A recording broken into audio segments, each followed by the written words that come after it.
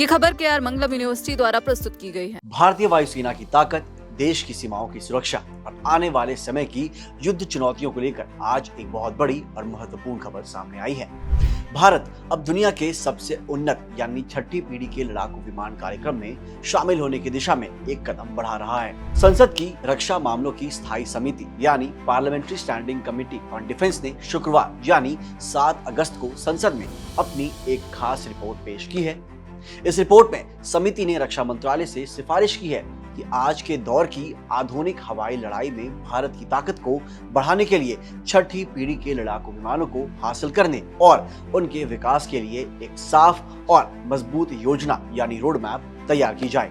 इस रिपोर्ट में यह खुलासा हुआ है कि भारत का रक्षा मंत्रालय फ्रांस सरकार के नेतृत्व वाली छठी पीढ़ी के विमान विकास कार्यक्रम, जिसे फ्यूचर कॉम्बैट एयर सिस्टम यानी FCAS कहा जाता है, उसमें शामिल होने की कोशिशें शुरू कर चुका है। संसदीय समिति को जानकारी दी गई है कि इस समय दुनिया भर में छठी पीढ़ी के लड़ाकू विमानों को बनाने के लिए मुख्य रूप से 2 बड़े समूह यानी कंसोर्शियम काम कर रहे हैं। पहला समूह फ्रांस और जर्मनी का है जो फ्यूचर कॉम्बैट एयर सिस्टम पर काम कर रहा है, वहीं दूसरा समूह ब्रिटेन, इटली और जापान का है। ये दोनों ही समूह अपने अपने स्तर पर इस अत्याधुनिक तकनीक के विमान को विकसित कर रहे हैं। भारतीय वायुसेना भविष्य की तकनीक और आधुनिक हथियारों के मामले में दुनिया से पीछे न रह जाए, इसी को ध्यान में रखते हुए रक्षा मंत्रालय इनमें से किसी एक समूह के साथ जुड़ने की पूरी कोशिश करेगा ताकि भारत को समय पर ये तकनीक और विमान मिल सकें।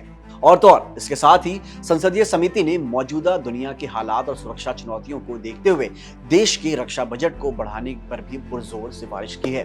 दोस्तों, समिति का कहना है कि किसी भी स्थिति में हर समय युद्ध रोकने की एक मजबूत और भरोसेमंद क्षमता बनाए रखने के लिए बजट में बढ़ोतरी बहुत ज्यादा जरूरी है। इस समिति ने स्पष्ट किया है कि भारतीय सेनाओं और रक्षा बलों के आधुनिकीकरण के लिए पैसा रक्षा बजट के कैपिटल सेक्शन से दिए जाए। इसलिए इस पूंजी खंड के तहत मिलने वाले फंड को बढ़ाना बेहद ज्यादा जरूरी है। आधुनिकीकरण का मतलब है कि हमारी सेनाओं के पास नए और अत्याधुनिक प्लेटफॉर्म, नई तकनीक और खतरनाक हथियार प्रणाली उपलब्ध कराई जाए। ये एक लगातार चलने वाली प्रक्रिया है जो खतरे के आकलन और तकनीकी बदलावों पर निर्भर करती है। दोस्तों, इस रिपोर्ट में देश की रक्षा अनुसंधान संस्था यानी DRDO को लेकर भी एक अहम सलाह दी गई है। समिति ने कहा है कि DRDO को अपनी सभी परियोजनाओं से जुड़े की परफॉर्मेंस इंडिकेटर यानी काम के प्रदर्शन के पैमाने को बहुत जल्द और पूरी स्पष्टता के साथ तय कर लेना चाहिए। इस समिति के अनुसार DRDO को अपनी परियोजनाओं में लागत, तकनीक की मजबूती, काम पूरा करने की तय तारीखें, समय सीमा और युद्ध के मैदान में उसकी उपयोगिता जैसे बिंदुओं को स्पष्ट रूप से देखना होगा ताकि ये पता चल सके कि कोई टीम या संस्था अपने लक्ष्य को पाने में कितनी सफल हो रही है। संसद की इस विस्तृत रिपोर्ट में ये साफ संकेत मिलता है कि भारत न केवल अपनी मौजूदा हवाई सीमाओं को सुरक्षित रखने के लिए प्रतिबद्ध है, बल्कि आने वाले दशकों की रक्षा जरूरतों को ध्यान में रखते हुए वैश्विक साझेदारी और आधुनिक तकनीक की दिशा में बहुत तेजी से काम भी कर रहा है। रक्षा क्षेत्र से जुड़ी ऐसी ही तमाम महत्वपूर्ण जानकारियों और बड़ी खबरों के लिए जुड़े रहिए दैनिक जागरण के साथ। मिलते हैं अगली वीडियो में। जय हिंद।